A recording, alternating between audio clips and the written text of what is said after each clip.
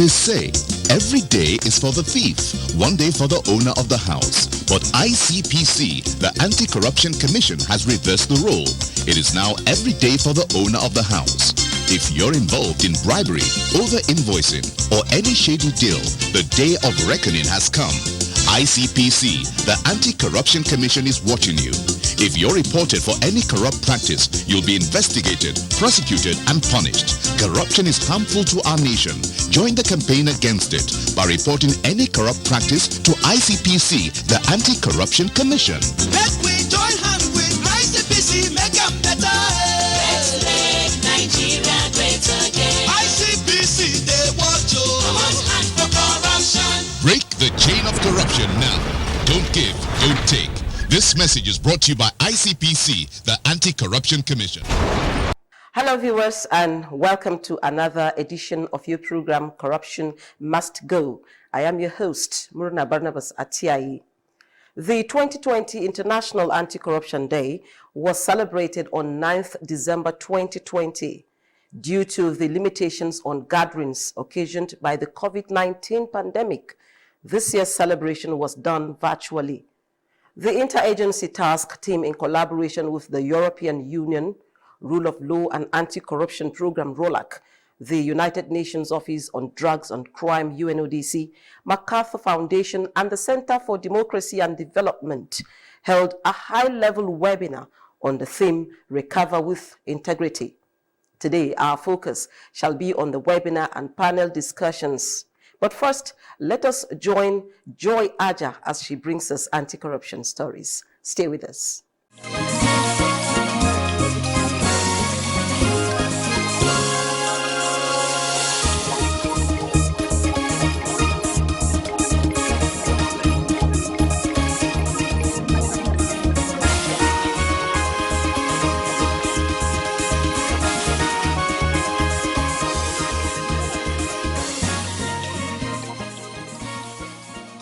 Professor Bolaji Owasonye recently briefed media executives on current ICPC initiatives, especially the National Ethics and Integrity Policy, and charged them to use their platforms to preach integrity. Professor Owasonye gave this briefing and charge at a media roundtable organized by the Commission in Abuja and Lagos for publishers and top executives of media houses. Explaining the purpose of the meeting, Owasonye stated that it was aimed at engaging the media in popularizing the National Ethics and Integrity Policy to the public, as well as updating them on recent initiatives of the Commission. We do appreciate the role of the media and the right of the public to know. I think the tension between this right and the statutory obligation of law enforcement is how much you want to discuss and to what extent at any point in time. There's always a balance that we try to strike. Secondly, since Mrs. Ogugwa became the spokesperson of the Commission, I think this is the very first formal interaction we're having with the media. I really felt it would be fair, at least to have a platform at which she will get to formally meet, quote unquote, her colleagues and key critical stakeholders. Also speaking at the event, the Director General of the National Orientation Agency, Dr. Garba Abari, said that the meeting was timely as it had come at a time when there was a gap between citizens' trust and government policies, and that ethics and integrity cannot be ignored in effectively fighting corruption. We, the National Orientation Agency, are happy to be partners with the ICPC on this. The ICPC has been on the driver's seat in the development, the fine-tuning, the ultimate outcome of the approval of this policy. And we are happy partners to the extent that we are also going to propagate this policy to the citizens. While presenting a paper on the overview of the policy, the Director of Education Department of ICPC, Mr. Baba Ashiru, spoke on the objectives and core values of the policy, stating that the policy was not targeted at Nigerians only, but every individual that stepped his or her foot in the country. Speaking on the next steps in policy implementation, Acting Head Public Enlightenment Department, Mrs. Azuka Ogugwa, informed participants that ICPC was designing a work plan to enable the policy to be cascaded down to the grassroots, as well as a consequence management template to address punishment for defaulters and reward for compliance to the policy.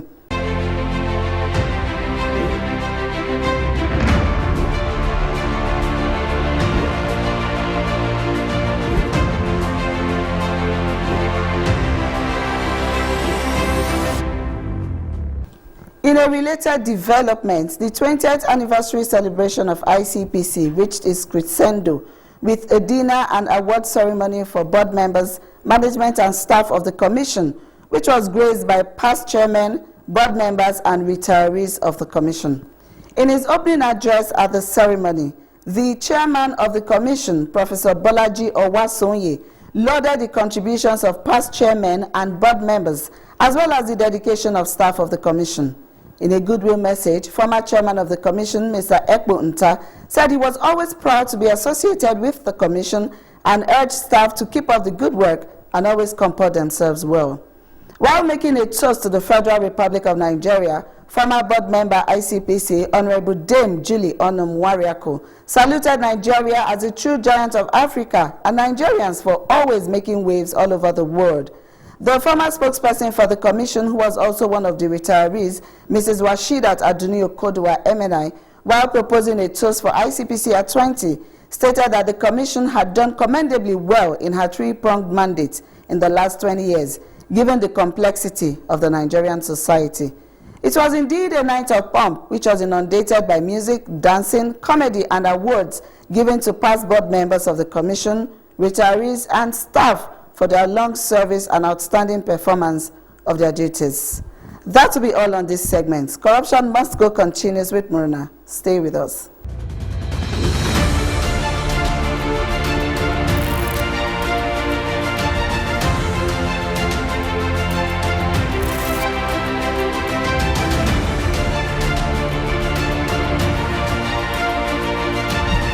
Welcome back. In a welcome address by Jane Onwumere of the Technical Unit on Anti-Corruption Reforms, Tuga said, this year's anti-corruption celebration focuses on the fight against corruption during and after the pandemic and to create public awareness on corruption. This year, beyond the high-level setting, the youth have also been involved in the whole process. Excuse me. We organized a poetry competition between secondary schools around Abuja, and we believe that it's important to catch the young ones young. We need them in the fight against corruption. They are the future of the nation. As such, we'll be highlighting some of the poems that actually came first place, both in the junior and senior categories of the poetry competition. In their goodwill messages, Dr. Kole Shetima, the country director of MacArthur Foundation, who was represented by Amina Salihu, said they recognize the capacity in government and civil societies and therefore supports Nigeria's efforts to reduce corruption. While Ms. Winifred Achu of ROLAC said, the highlight of the event was the need for anti-corruption agencies to coordinate and collaborate in the fight against corruption. Dr. Oliver Stolpe, while delivering his goodwill message, which included a message from the Secretary General of the United Nations, called on government, civil society organizations, and other stakeholders to resolve to end corruption in order to create a more equal world. In the same vein, the representative of the Center for Democracy and Development, Mr. Shamsuddin Yusuf, said the center had been providing support to anti-corruption agencies to encourage their work and solve developmental issues. Corruption drains resources from people who need them, undermines trust in institutions, exacerbates the vast inequalities exposed by the virus, and hinders a strong recovery. We cannot allow stimulus funds and vital emergency resources to be diverted. Recovery from the pandemic must include measures to prevent and combat corruption and bribery. We need broad partnerships to strengthen oversight, accountability, and transparency, building on the global anti-corruption tools provided by the United Nations Convention Against Corruption. As a program, ROLAC realizes that this is not an easy feat, and the fact that TUDA has remained consistent with and on this is something that is worthy of commendation. As a program, ROLAC is committed to supporting the federal government's fight against corruption as executed by agencies under the Interagency Status Scheme. We are particularly interested in supporting strengthening of the institutional and human capacity of these agencies, and also supporting a culture of collaboration and coordination by anti-corruption agencies in Nigeria. You're still watching Corruption Must Go. Representatives of the different members of the IATT gave an account of their stewardship in the last 1 year. The Commission has recorded tremendous successes during the period under review as a result of activities carried out with limited resources, both human and material, and of course the ravaging effect of the COVID-19 pandemic.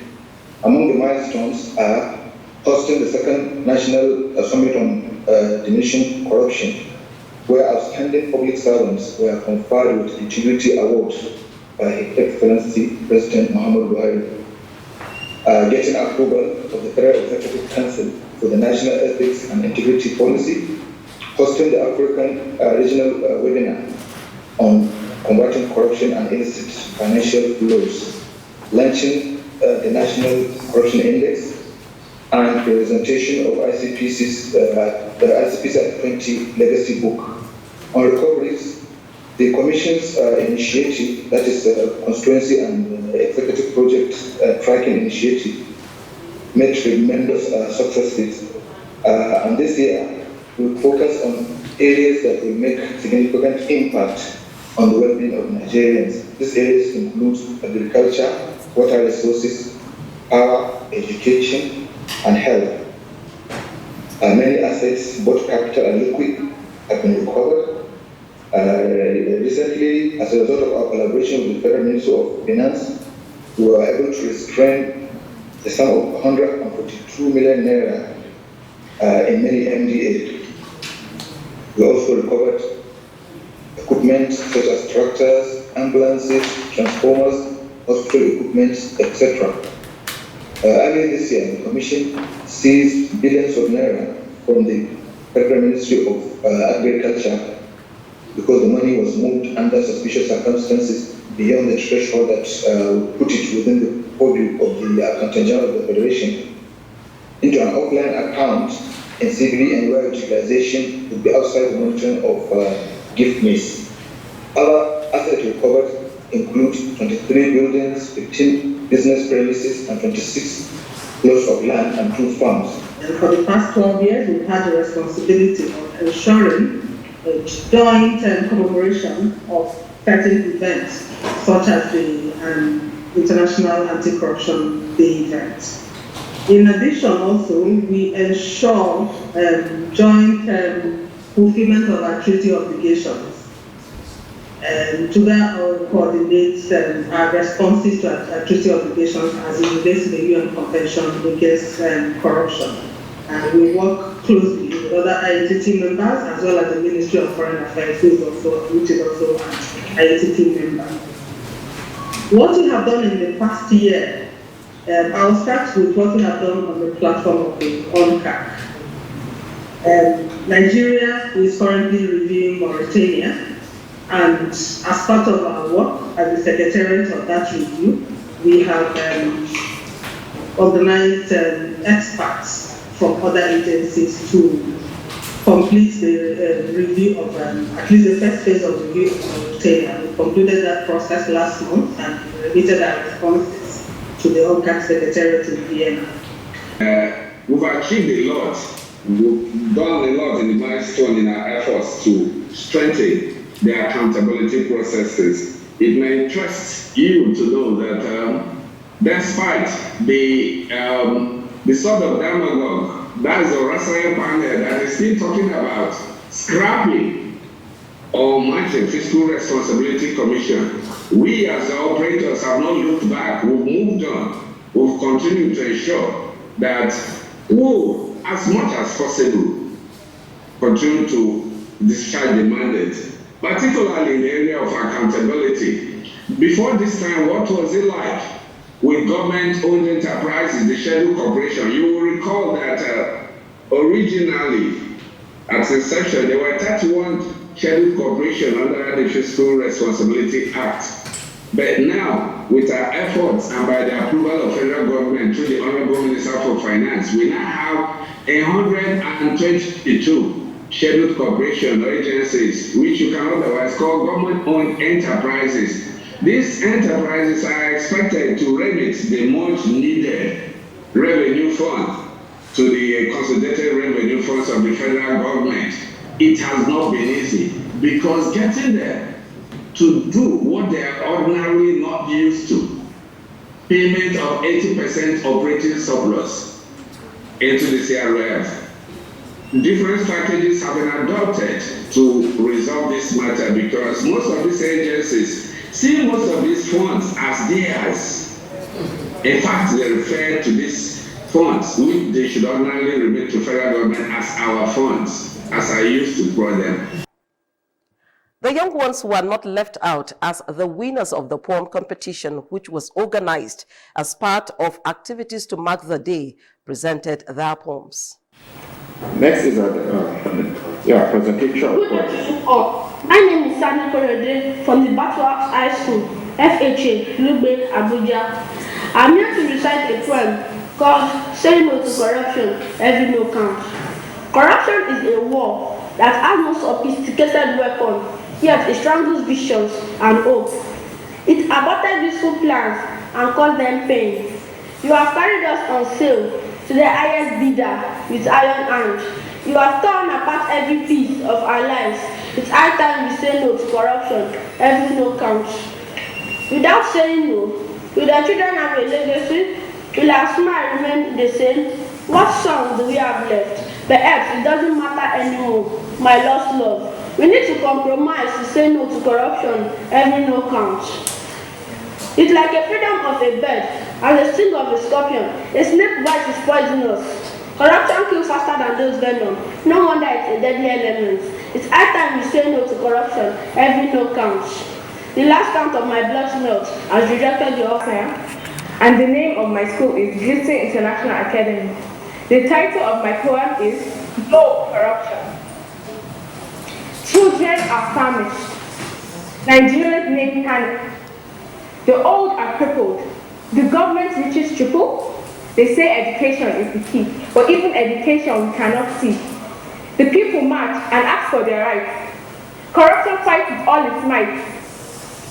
And the citizens, with unruly behavior, they seem to think corruption is their savior, to save them from hardship. Certainly not. Nigeria, the youth are crying. Innocent civilians are dying. Nigeria, oh Nigeria. When will you wake? Can't you hear the alarm quake? The wind whispers, wake, Nigeria, wake. Stand up to take the victory that is at stake. For the future, you can only make when you say no to corruption.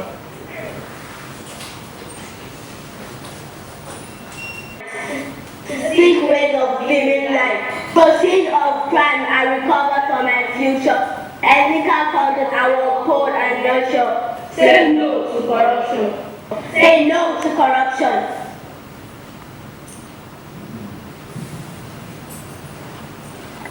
That was brilliant. That was quite brilliant. The youth. Yeah. Welcome back. The first panel discussion was anchored by Ms. Ayo Obe on the topic handling the challenges of COVID-19. There were 4 panelists who spoke extensively on how government responded to possible issues of corruption during the pandemic. I do recall it was literally, I think, not even up to a week after the first government lockdown in Nigeria that ICPC and EFCC issued the first warning, so to speak, about this risk of increased corruption.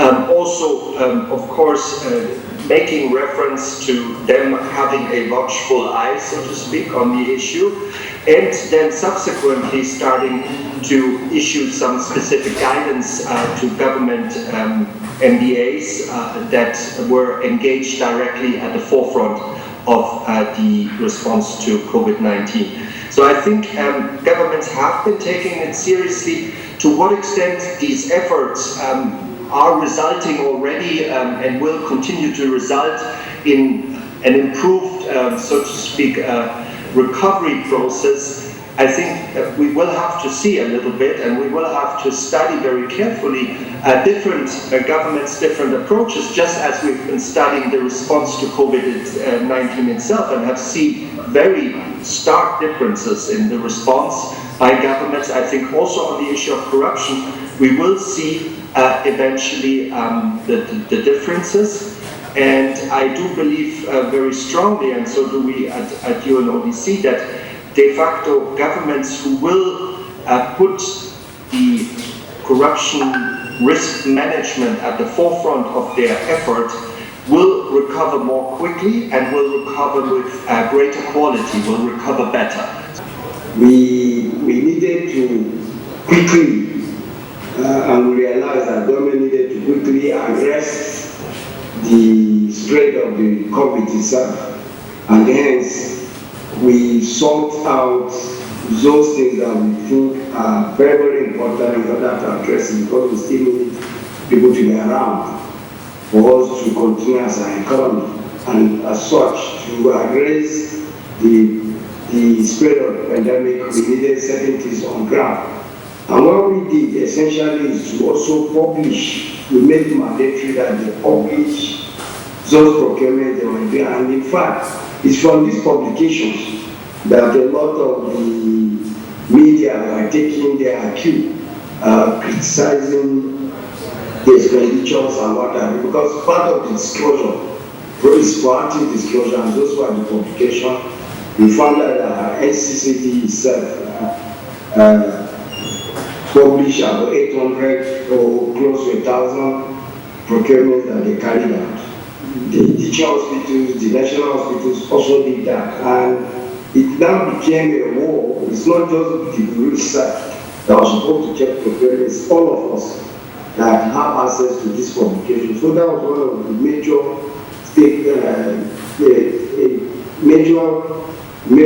activity we carried out. We put up the Locopo, which is the platform for open government contracting. The second panel for the day was anchored by Mr. Emmanuel Akomaye on the topic, social reuse of recovered assets. The team dealt with surrounding issues of asset recovery, especially how to use such assets to better the lives of Nigerians. And they struggle to chop. Police brutality, going no stop. I dey fear to come out for night, not cause of robbers outside, but as if people pull my eyes, if I no do well. No light since 2018. Not even good water to drink. Our leaders been used the money to build houses for Ikoyi. Every day different stories we hear. There's a change that we see, and it starts with you and me. But if we no do well, oh, how we go better, better, better. How we go better, better.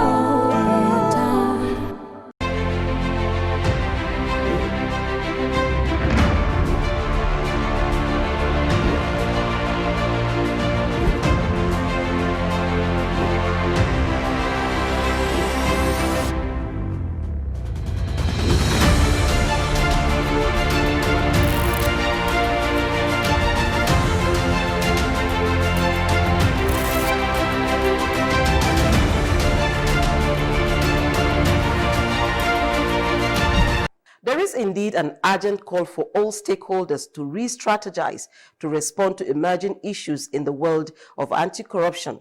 while deepening their commitment to the good cause of anti-corruption. That will be all on today's edition of the program. Remember that you can watch this edition and others on our YouTube channel, www.youtube.com/ICPC Nigeria. You can also visit our website, www.icpc.gov.ng, for update on our activities, complaints, or suggestions. Follow us on our various social media platforms on the handles showing on your screen. Thank you for watching, and bye for now.